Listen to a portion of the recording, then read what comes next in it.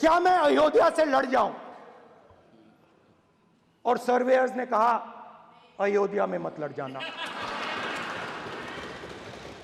अयोध्या में मत लड़ जाना, अयोध्या की जनता हरा देगी। और इसीलिए प्रधानमंत्री वाराणसी गए और वहां बच के निकले।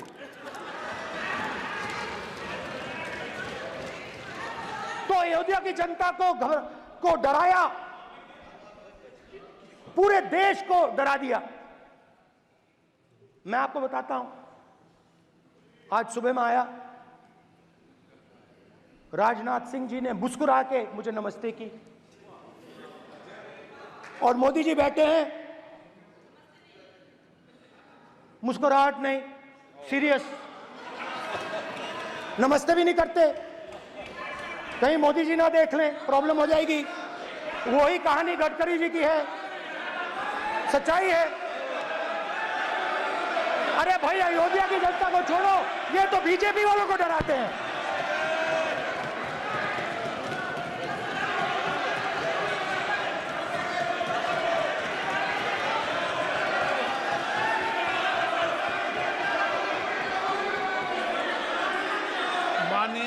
सर क्या है? माननीय एक मिनट, माननीय प्रतिपक्ष के नेता, एक मिनट, माननीय प्रतिपक्ष के नेता, आप सदन के वरिष्ठ नेता हैं। मेरा आपसे आग्रह है कि राष्ट्रपति अभिभाषण पर डिबेट हो रही है, इसकी गरिमा, राष्ट्रपति अभिभाषण की गरिमा रखे ना।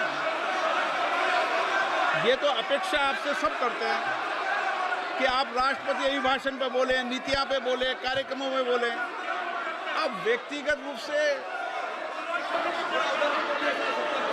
नहीं, अगर आप ये उचित मानते हैं क्या? स्पीकर सर, ये उचित है? अगर आपकी पार्टी इसको उचित मानती है तो मुझे कुछ नहीं कहना। Speaker sir. माननीय अध्यक्ष जी,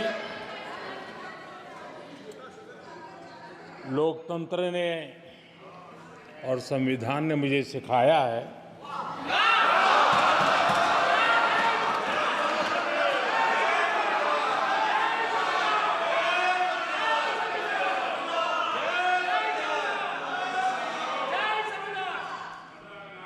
कि मुझे विपक्ष के नेता को गंभीरता से लेना चाहिए।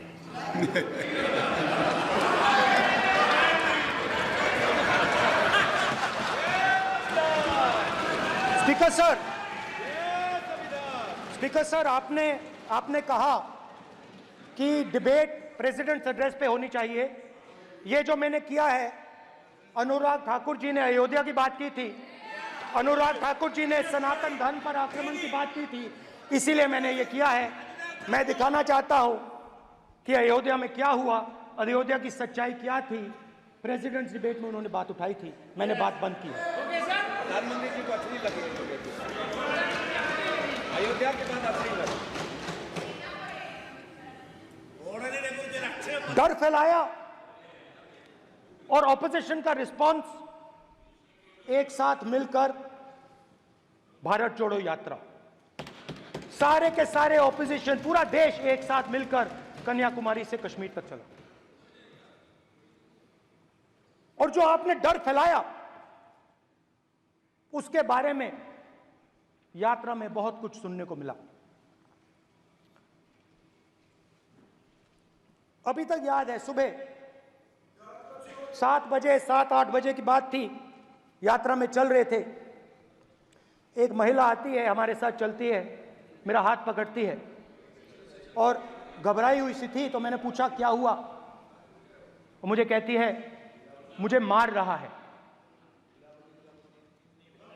मुझे मार रहा है।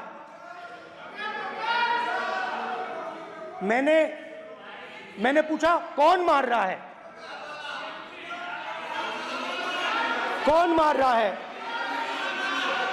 बेटी बचाओ, बेटी की दुविधा सुनाई नहीं दे रही, बेटी का दर्द नहीं सुनना चाहते, भारत की महिलाओं का दर्द नहीं सुनना चाहते। मैंने पूछा कौन मार रहा है, कहता है मेरा पति मार रहा है। मैंने कहा क्यों? कहती है सुबह का खाना नहीं दे पाई। मैंने कहा क्यों? खरीद नहीं पाई, महंगाई है, महंगाई है, खरीद नहीं पाई, खाना नहीं पका पाई, इसलिए मुझे मार पिट रही है। मैंने कहा बहन क्या करूं, कैसे आपकी मदद करूं? कहती हैं आप कुछ मत कीजिए, आप कुछ मत कीजिए, आप सिर्फ ये बात याद रखिए कि महंगाई के कारण हिंदुस्तान में हजारों महिलाओं को सुबह पीटा जा रहा है। उसके शब्द हैं, मेरे शब्द नहीं है। गैस सिलेंडर, महंगाई,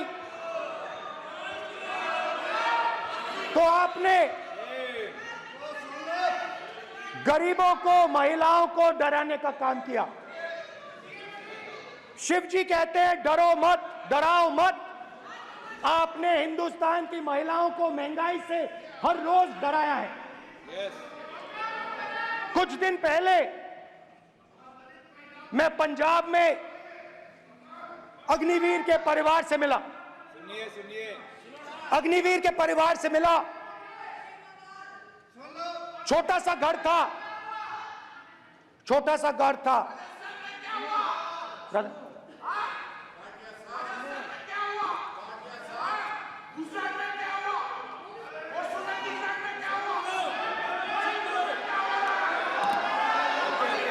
ठीक है सर,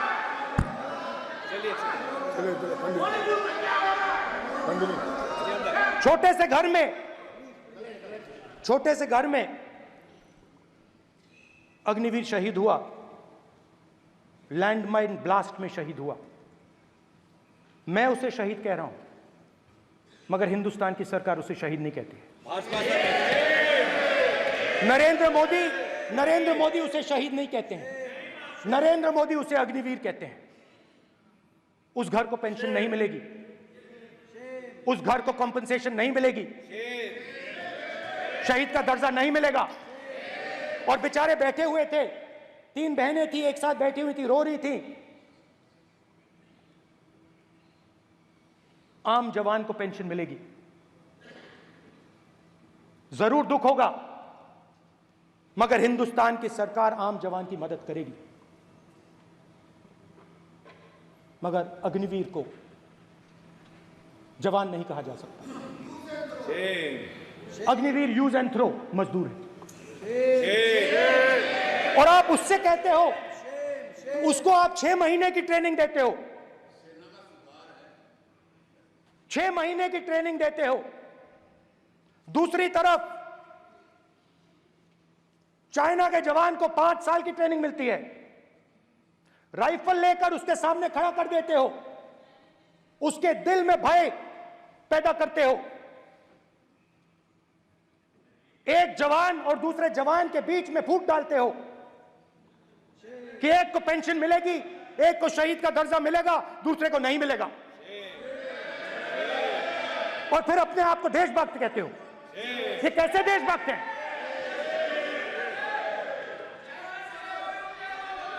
फिल्म स्टार जैसी फोटो थी उस लड़के की, फिल्म स्टार, बॉलीवुड स्टार की फोटो थी। मैं सोच रहा था, देखो इस युवा ने जान दी। स्पीकर सर,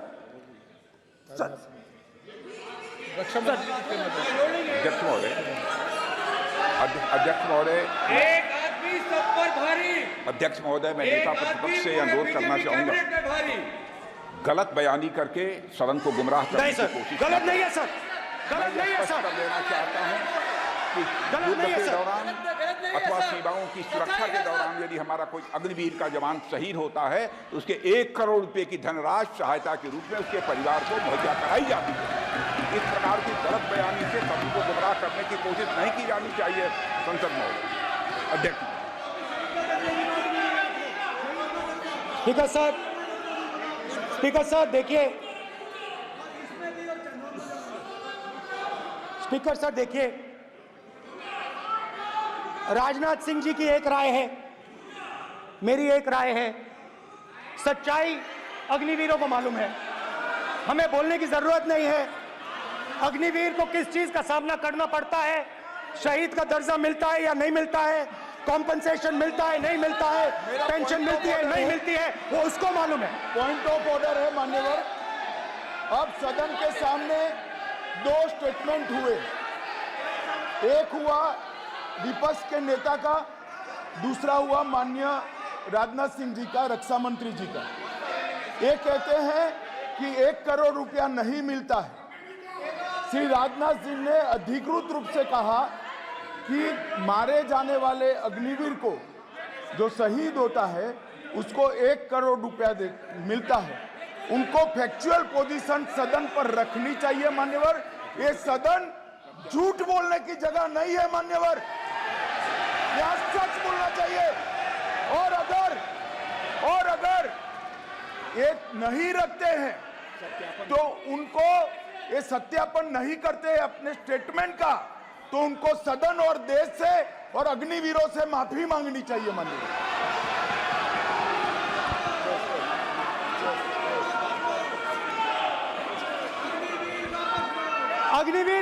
अग्निवीर की सच्चाई मैंने फ्लोर ऑफ द हाउस पे रखी है और राजनाथ सिंह जी ने भी कहा है, जो रियलिटी है वो हिंदुस्तान की सेना को मालूम है, वो अग्निवीरों को मालूम है। उनके कहने से या मेरे कहने से कोई फर्क नहीं पड़ता, सच्चाई तो उनको मालूम है। उनको मालूम है सच्चाई कौन बोल रहा है।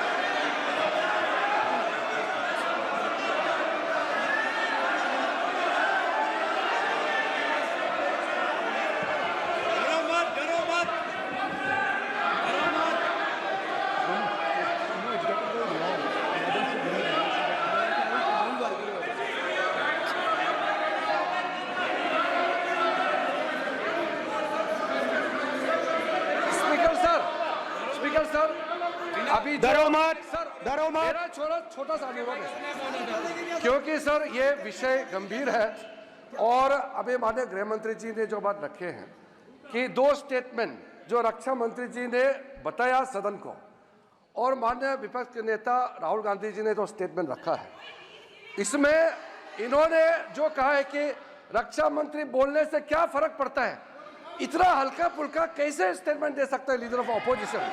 इसलिए सर इन्होंने जो बात रखा है पुष्टि करना चाहिए और हम लोग भी सर नियम के मुताबिक अपना बात रखेंगे सर।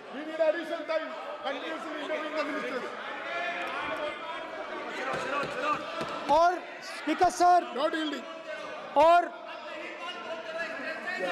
स्पीकर सर देश की सेना जानती है, पूरा देश जानता है कि अग्निवीर स्कीम सेना का स्कीम नहीं है, पीएमओ का स्कीम है।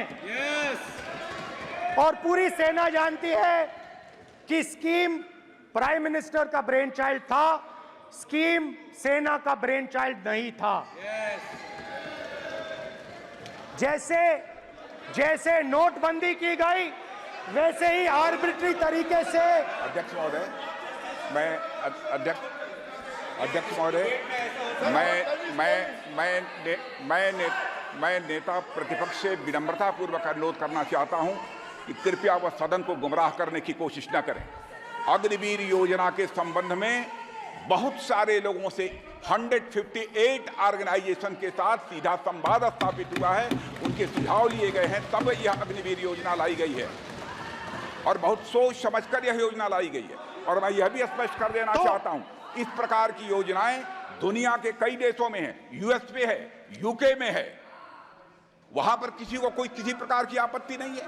अब बिना अग्निवीर योजना के बारे में समझे, बिना उस संबंध में कोई पूरी जानकारी हासिल किए इस तरीके से सदन को गुमराह करना, इसे कदापि उचित नहीं ठहराया जा सकता।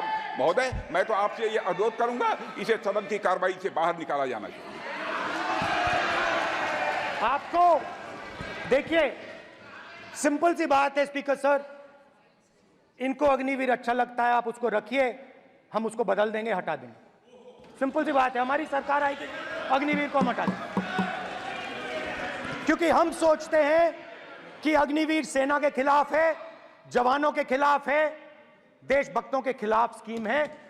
हम इस स्कीम को नहीं चाहते।